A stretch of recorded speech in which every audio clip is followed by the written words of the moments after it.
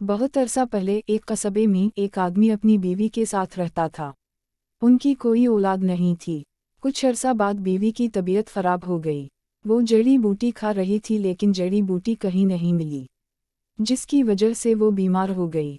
उनके घर से कुछ फासले पर एक चुड़ैल का घर था। उस चुड़ैल के बाग में बूटी लगाई गई थी।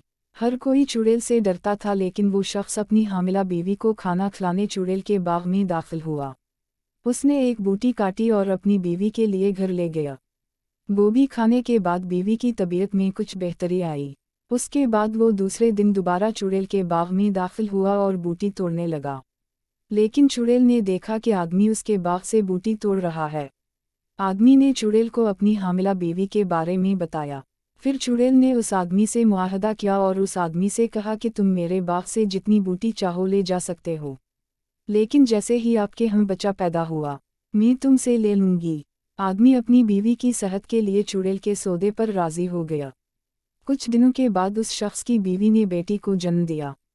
मुआहदे के मुताबिक चुड़ैल लड़की को उस आदमी से छीन कर ले गई। चुड़ैल लड़की को लेकर उसके घर आई। चुड़ैल उस लड़की की देखभाल करने लगी। चुड़ैल ने उस लड़की का नाम रपंजल रखा। रपंजल चंद साल बाद बड़ी हुई। वो बहुत खूबसूरत लड़की थी। उसके बहुत लंबे और सुनहरे बाल थे।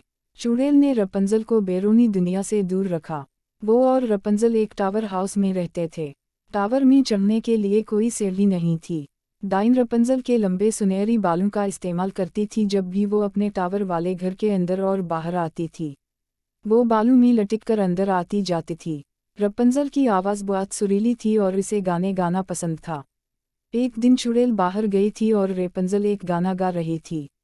तभी वहाँ से एक शहजादा गुजर रहा था। रपंजल की मीठी आवाज़ सुनकर वो मशहूर हो गया। वो उस लड़की से मिलना चाहता था जो गा रही थी, लेकिन इसे टावर पर चढ़ने का कोई रास्ता नज़र नहीं आ रहा था। कुछ देर बाद उसने वहाँ चुड़ैल को देखा। डाइन रपंजल से अपने बाल नीचे फेंकने को कहती है। रपंजल ने अपने लंबे सुनहरे बालों को टावर से गिरा दिया। डाइन उसके बालों पर चढ़कर अंदर चली गई। अगले दिन चुड़ैल के जाने के बाद शहजादा भी टावर के नीचे खड़ा हो गया और डाइन की आवाज़ में रपंजल से अपने बाल नीचे करने को कहा। जब रपंजल ने अपने बाल नीचे किए तो शहजादा उसके बालों पर चढ़ गया और टावर के अंदर चला गया। रपंजल ने शहजादे को देखा तो वो पहले तो डर गई, लेकिन शहजादे ने इसे अपने बारे में बताया। फिर वो दोस्त बन गए। इस तरह रपंजल और शहजादा डाइन के जाने के बाद मिलने लगे। शहजादे ने रपंजल से शादी की ख्वाहिश का इजहार किया। रपंजल ने शहजादे की तजवीज़ कबूल कर ली। रपंजल उस टावर से बाहर निकलना चाहती थी। उसके लिए शहजादा रोज़ बुर्ज पर कपड़े का एक टुकड़ा लाता था। रपंजल ने कपड़े को एक दूसरे से जोड़ना शुरू किया। एक दिन जब डाइन रपुंज़ल के बालों के साथ टावर के ऊपर चढ़ रही थी तो गलती से रपंजल के मुंह से निकल गया कि तुम शहजादे से भी आहिस्ता चलती हो। उस वजह से चुड़ैल को शक हुआ कि कोई उसके पीछे आएगा। खौसे में उसने रपंजल को बहुत बुरी तरह डांटा, उसके लंबे सुनहरी बाल काट दिए और इसे सहरा में छोड़ दिया।